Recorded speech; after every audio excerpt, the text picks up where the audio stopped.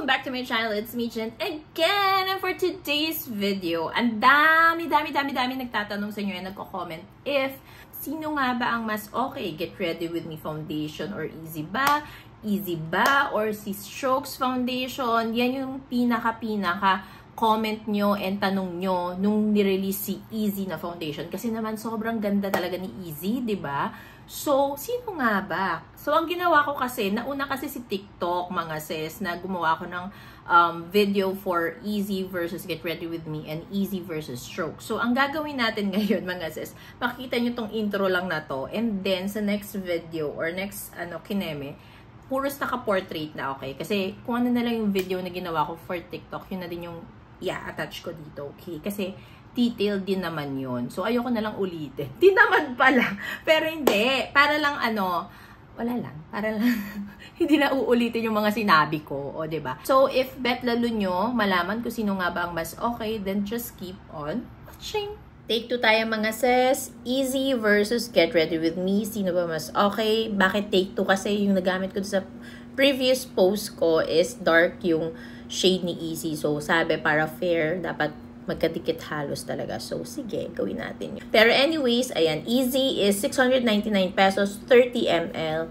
Get Ready With Me is 599 pesos, 32 ml. Packaging, ganyan siya, mga sis. Magkaiba. But both foundation, naka-pump, which is nakaka-happy. Kapag naka-pump, nakaka-happy yun. Alam nyo yan.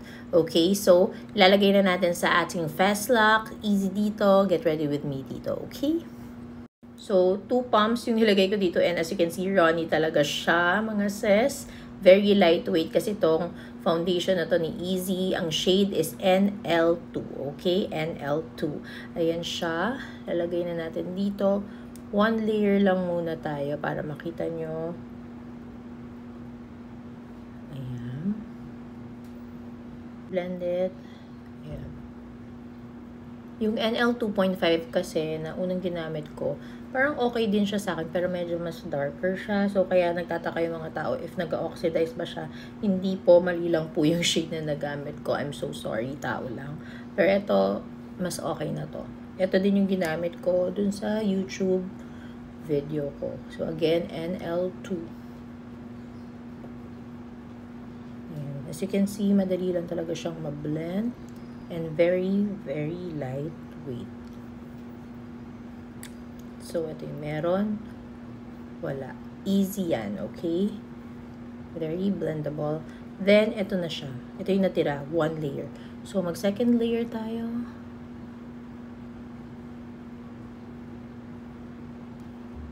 Foundation is light to medium yung coverage niya. Kaya nililayer ko.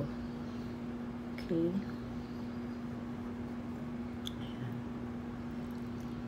Parang balat mo lang talaga. Ako, to be honest, mas gusto ko siyang gamitin lalo na pag everyday ganaps ng 1 layer lang. Enough na yun. Tapos magko-concealer ka na lang ng onte. Bugs na. And this foundation is very long wearing. Na-try ko na siya morning hanggang gabi. Hindi siya nahuhulas. And it sets on its own. Set siya. So, kapag tamad ka mag-set ng powder, kere boom siya pag daily basis. Pero syempre kapag events, magsiset tayo ng powder and also setting spray, okay? Pero pag daily ganaps, okay lang na kahit hindi ka na mag-set, okay? So, ganyan si Easy, naubos natin yung 2 pump to achieve this medium coverage. Kasi for me, kahit naka-second layer ka na or parang nasa semi-medium siya. So, yung 2 pumps, naubos para ganyan yung coverage niya. Feeling ko ganyang coverage is for events. Okay? So, ayan siya. Very balat mo lang. And hindi siya nakikling sa lines or sa dry areas ng iyong face. So, now, kay Get Ready With Me tayo. Shade ko dito is Pebble. Okay, so this is Get Ready With Me. I'm in the shade Pebble naman. Ito yung pinakadikit na talaga sa akin. Ito na yung best. Kasi the rest, medyo masyadong yellow na and also grayish na sa akin. So, ito na talaga yung feeling kong best sa akin, okay? So, 2 pumps din yan. Ayan.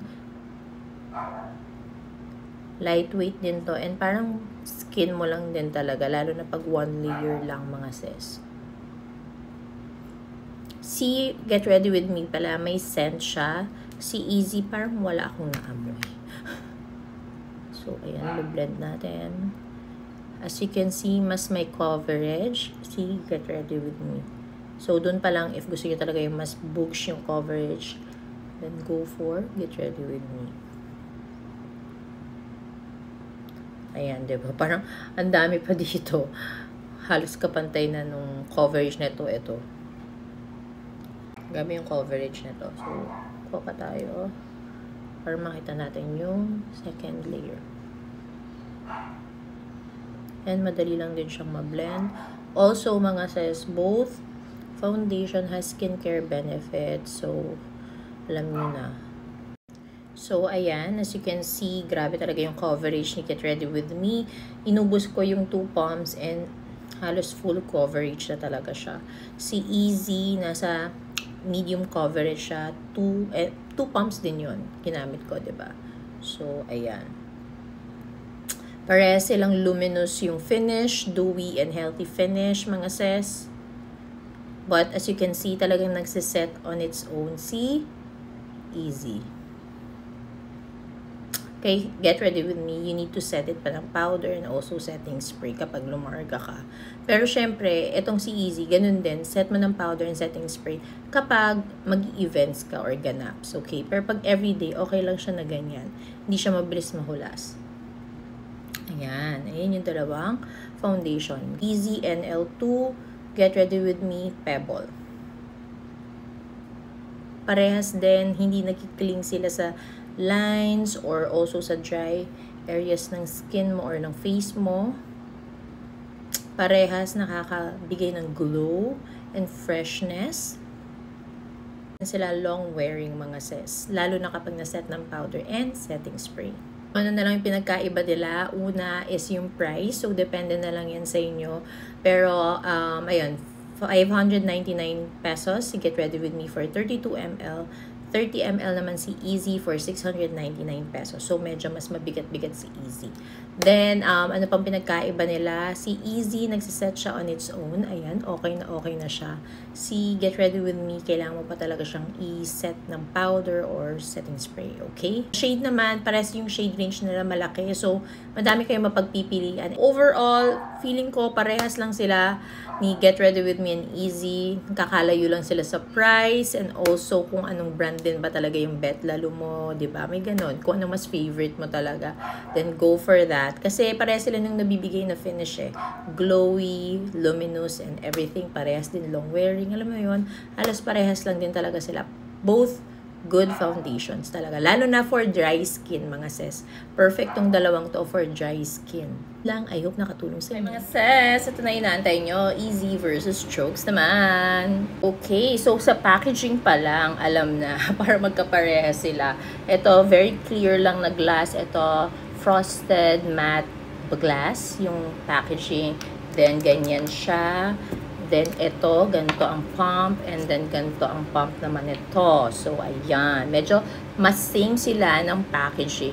This is 699 pesos and this is 548 pesos, mga sis. This has 27 shades.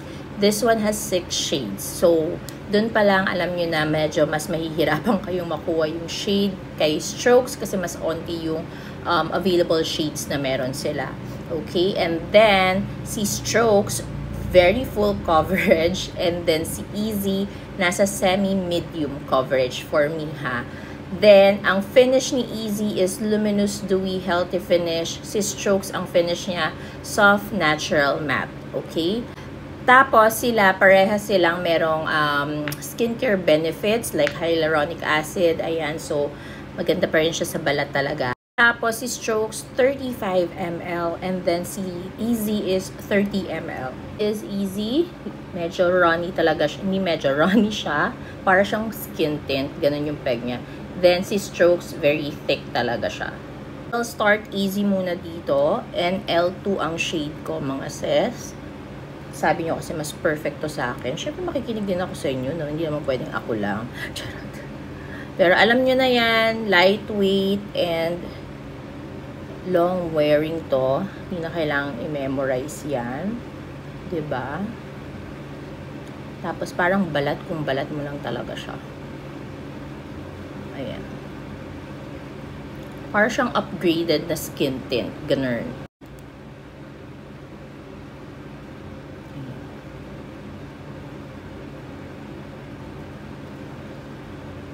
This is yung one pump ni Easy. Doing second layer to build the coverage.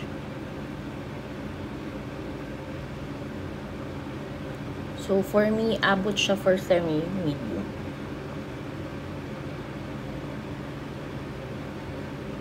Nakakaloka. Ginamit ko yung Happy Skin na dapat para kay strokes. But anyways, na brush.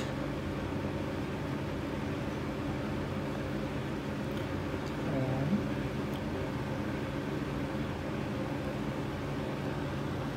This is second layer. So, semi-medium coverage siya. Balat kung balat lang. And this is Easy 2 layers. Now, strokes naman tayo. Anong meron kay strokes? Alam nyo na #1 foundation ko to for local brand because nasakto din sa akin yung shade na light 02 naman, mga sis. And this one, grabe, ang ganda-ganda nito sa mga events or kahit daily ganaps mo lang pag 1 layer. Sobrang parang balat mo lang din siya. Pero hindi siya kasing glowy ng ganito, okay? Mas natural yung datingan niya. And I think this is more perfect for mga oily, normal to oily or combination. Kasi si Easy, parang feeling ko mas perfect siya for normal to dry skin. Pero abot din siya kay combination. Pero kung oily skin ka, carry din naman si Easy. Basta isi-set mo lang siya ng powder. Ayan. Oh, grabe yung coverage. 1 layer pa lang to ni strokes. Boom boom pa na yung coverage niya. Kita nyo? Ang ganda, no? Kaya feeling ko, mas gagamitin ko pa rin si strokes for events. Kasi mas matatag siya talaga. Ayan.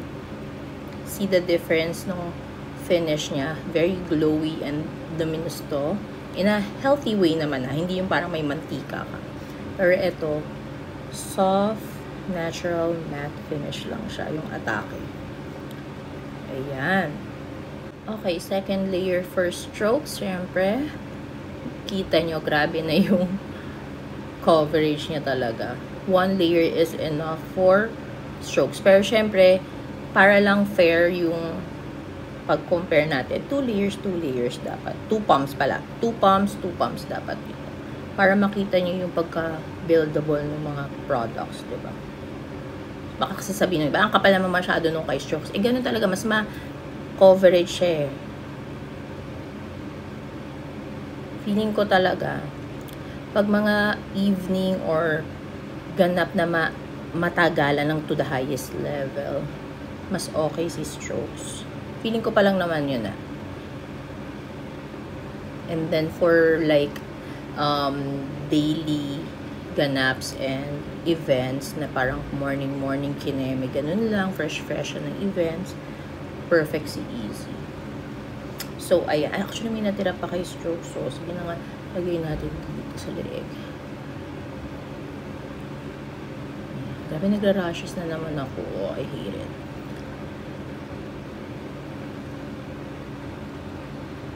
Ayan. So, both, parang kala mo balat mo lang, oh. Ito, oh, Bosch. Ang ganda, diba? I love it. Parehas. Ayan. Two pumps. Ay, sorry. Ayan. 2 pumps, Easy strokes.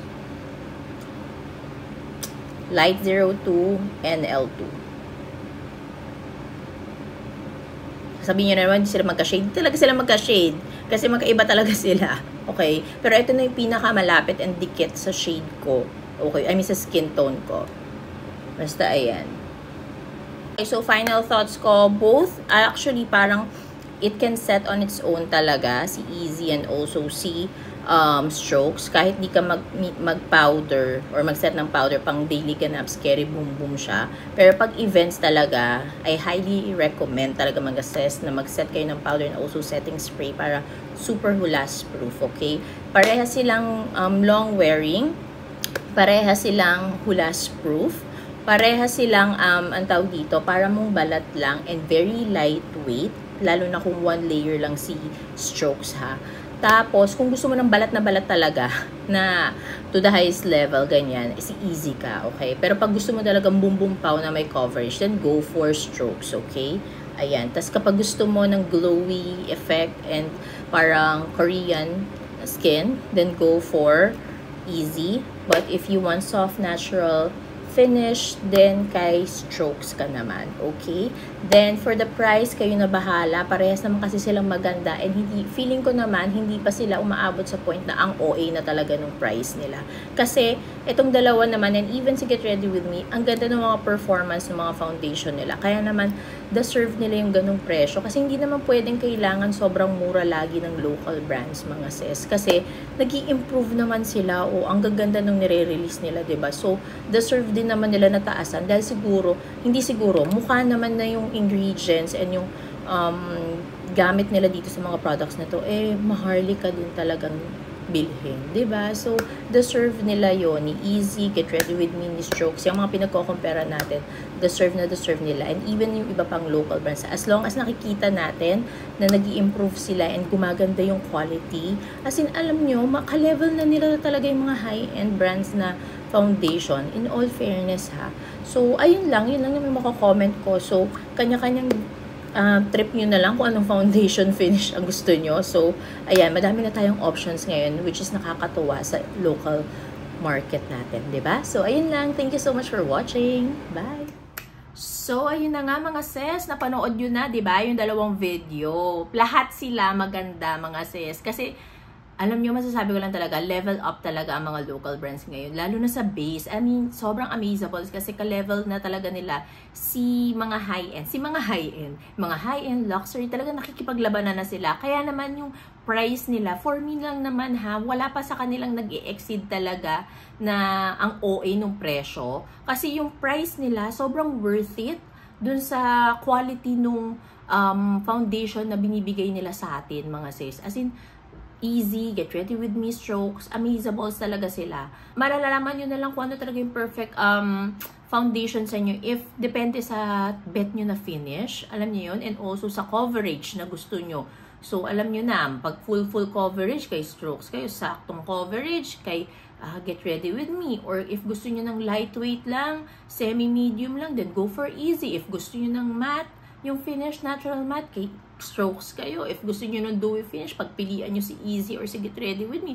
Alam mo yun, but ang nakakatuwa dito, madami na tayong options sa local market natin. Kaya, maging thankful din tayo sa kanila na talagang nag-expand and nag-grow talaga sila, 'di ba? So, ayun, I hope makatulong sa inyo itong video na to sa pagpili kung ano nga bang local foundation ang gagamitin nyo. Okay? So, ayun lang. Thank you so much for watching. Don't forget to like, share, and subscribe on my channel, mga sis. Bye!